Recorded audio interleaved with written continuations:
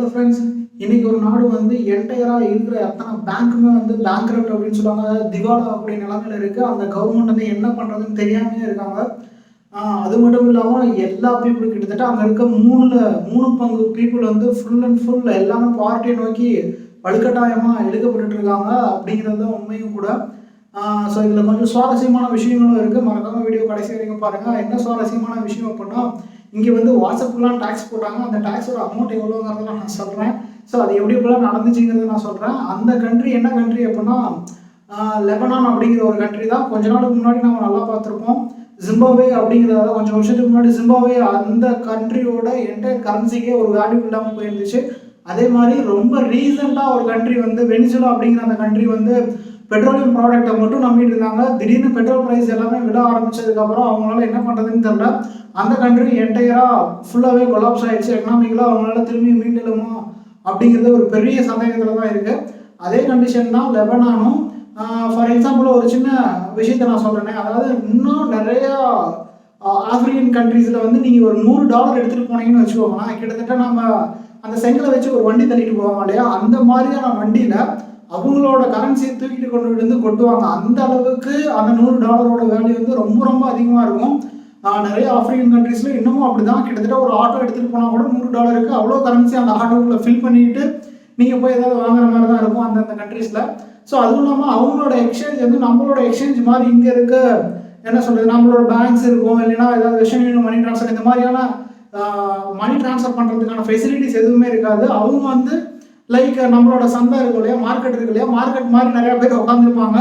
நீங்கள் அங்கே போகணும், $100 எவ்வளோ தருவீங்கன்னு ஒருத்தங்க கிட்ட கேட்டிங்க அப்படின்னா, நான் வந்து ஒரு என்ன சொல்கிறது, ஒரு 1,00,000 கரன்சி நான் தரேன் அப்படிமா, இன்னொரு வந்து நான் 1,10,000 கரன்சி தரேன் அப்படிமா. ஸோ அந்த மாதிரி நீங்கள் பேரம் பேசி அதை வந்து ஈஸியாக வாங்கிட்டு போக முடியும்.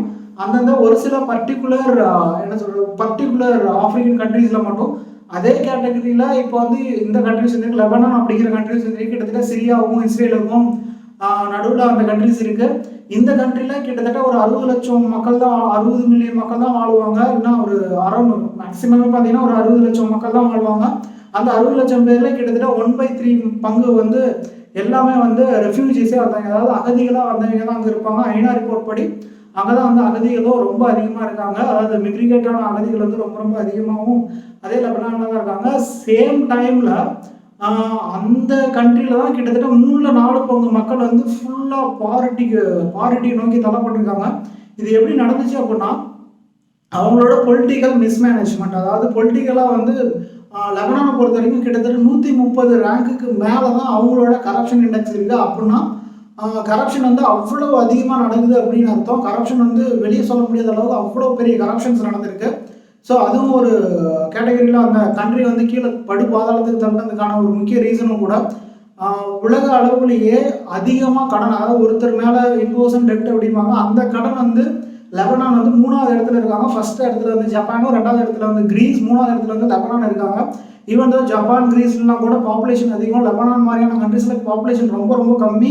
ஆனால் அவங்களோட டெப்ட் அதிகம். அப்போ அந்த டெப்ட் வந்து எங்கே போயிருக்கணும் நல்லா நினச்சி பாருங்கள். அந்த டெப்ட் வந்து எங்கே போயிருக்கணும், ஒன்று மக்களை போய் சேர்ந்துருக்கணும், இல்லைன்னா அங்கே இருக்க இன்ஃப்ராஸ்ட்ரக்சர் டெவலப் ஆகிருக்கணும். ஆனால் ரெண்டுமே கிடையாது.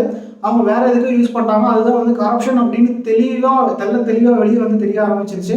அதே டைமில் ஃபார் எக்ஸாம்பிள் அந்த லெபனானோட கரன்சிக்கான டாலர் வேல்யூ வந்து ரொம்ப ரொம்ப அதிகம். அதாவது கிட்டத்தட்ட ஒரு 2000 லெபனானுக்கு தான் வந்து $1.45 அப்படிங்கிற மாதிரி இருந்துச்சு. அது வந்து போன வருஷத்தில், அது 2019 அந்த மாதிரி இருந்துச்சு. ஸோ இப்போலாம் பார்த்தோன்னா கிட்டத்தட்ட 6000 லெபனான் கிட்டத்தட்ட அது வந்து டிப்ரிஷியேட் ஆனது வந்து 60% வந்து ஃபுல்லாக அதோட வேல்யூ வந்து குறைஞ்சிருச்சு. ஆனால் அதே டைமில் அந்த கண்ட்ரியில் இருக்க ப்ரைஸஸ் வந்து கிட்டத்தட்ட 80% இன்க்ரீஸ் ஆயிடுச்சு. இன்னும் தெளிவாக சொல்லணும் அப்படின்னா, நீங்கள் ஒரு டாக்ஸியில் போன வருஷம் லெபனானில் போய் நாம் ஏதாவது பண்ணியிருந்தோம் அப்படின்னா கிட்டத்தட்ட 2000 லெபனான் இதை வந்து கரன்சி வந்து நம்ம கொடுத்துக்கணும். அதே இப்போ போனோன்னா 3000 லெபனான் கரன்சி வந்து கொடுத்துருக்கணும்.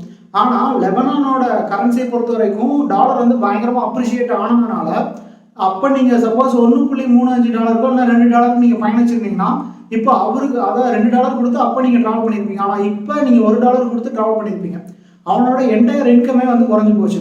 கிட்டத்தட்ட அந்த கண்ட்ரியில் அதாவது 3 பகுதி மக்கள் வந்து $1க்கும் கம்மியாக டெய்லியும் ஏர்ன் பண்ணுறாங்க அப்படிங்கிற ஒரு ஸ்டாட்டிஸ்டிக்ஸும் இருக்குது. பிபிசி சொல்கிறாங்க. ஸோ அந்த கண்ட்ரியில் ஒரு இன்ட்ரெஸ்டிங்கான ஒரு விஷயமும் நடந்துச்சு. என்ன அப்படின்னா, எவன் வந்து இந்த என்ன சொல்கிறது, எவன் வந்து இந்த அட்வைஸை கொடுத்தான்னு தெரில. எப்படி வந்து லெபனான் கண்ட்ரியோட இன்கம்மை க்ரோத் பண்ணுறது, எப்படி வந்து ரெவன்யூ வந்து ஜென்ரேட் பண்ணுறது அப்படின்னு யோசிச்சுட்டு இருக்கப்போ எவனோ ஒருத்தன் போய் தெளிவாக ஒரு ஐடியா கொடுத்துருக்கா. அதாவது என்ன அப்படின்னா, சார் எதுக்கு சார் இவனுங்கெல்லாம் பேசிகிட்டு இருக்கானுங்க, ஃபோனில் எதுக்கு சார் பேசிகிட்டு இருக்கானுங்க, வாட்ஸ்அப்பில் எதுக்கு சார் இவனுங்கெல்லாம் யூஸ் பண்ணுறானுங்க, இவனுக்குலாம் வாட்ஸ்அப் தேவையா, எல்லாத்துக்கும் போட்டு விடுங்க சார், எல்லாத்துக்கும் என்ன சொல்கிறது ஒரு $4 போட்டு விடுங்க மாதம் அப்படி பார்த்தீங்கன்னா ஒரு 10 லட்சம் பேர் யூஸ் பண்ணாவே உங்களுக்கு $40 லட்சம் வந்துடும் சார். அந்த $40 லட்சம் வருஷத்துக்கு கணக்கு போட்டு பாருங்க சார், அப்படின்னு எவனோ சொல்லியிருப்பாங்க போல இருக்கு. அதையே கவர்மெண்ட்டும் வந்து நான் இம்ப்ளிமெண்ட் சூப்பராக இருக்கேன், இது மாதிரியான ஸ்கீம் யாருமே என்கிட்ட சொல்லவே இல்லையப்பா அப்படின்னு சொல்லிட்டு அதையும் இம்ப்ளிமெண்ட் பண்ணாங்க. அப்புறம் சடனாக வந்து அதையும் கேன்சல் பண்ணிட்டானுங்க.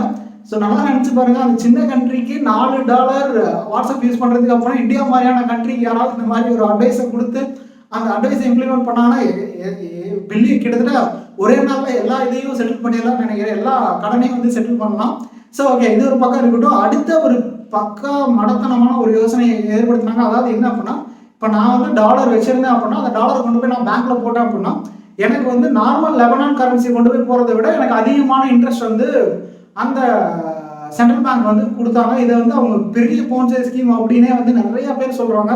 ஈவன் ஐஎம்எஃப் கூட இதை கமெண்ட் அடிச்சிருக்காங்க. ஸோ இதில் ஒரு பெரிய பிரச்சனை என்னன்னா, கவர்மெண்ட்டும் அதே பண்ணியிருக்காங்க. அதாவது அந்த பேங்க் கிட்ட இருந்து, அதாவது ஒரு பேங்க் இருக்கு, அந்த பேங்க்ல இருந்து கவர்மெண்ட் வந்து கடன் வாங்குறாங்க. அந்த கடனுக்கு மார்க்கெட் ரேட்ல இன்ட்ரெஸ்ட் ரேட் போகுதோ, டாலரா கடன் வாங்குறப்போ அதை விட அதிகமாக அவங்க வந்து இன்ட்ரெஸ்ட் ரேட் பே பண்ணுறதா வந்து கவர்மெண்ட் வந்து அந்த சென்ட்ரல் பேங்க்கு சொல்கிறாங்க. அவங்களும் அதுக்கும் கொடுத்துட்றாங்க.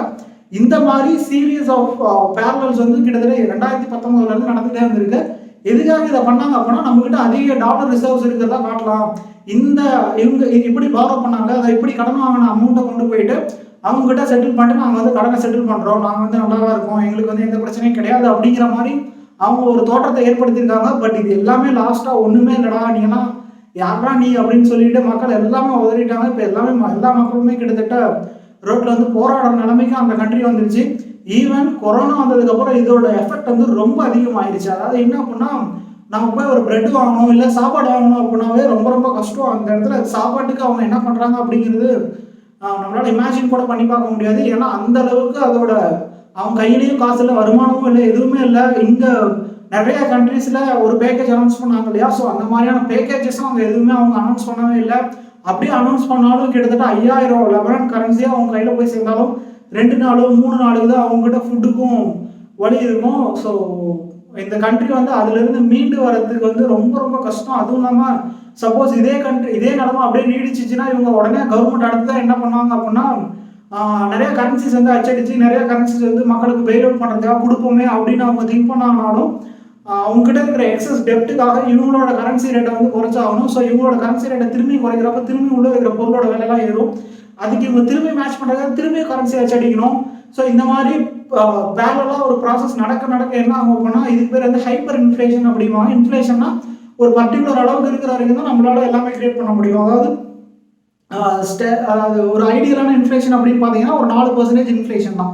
ஸோ இந்த 4% இருக்க போய் தான் என்னால் வந்து ஒரு வேலை வாய்ப்பை கிரியேட் பண்ண முடியும், ஒருத்தருக்கு வந்து ஒரு எம்ப்ளாயி வந்து எக்ஸ்ட்ரா நான் சம்பளம் கொடுக்க முடியும், இல்லைனா போனஸ் கொடுக்க முடியும், இந்த மாதிரியான வேலைகள்லாம் அப்போ தான் பண்ண முடியும்.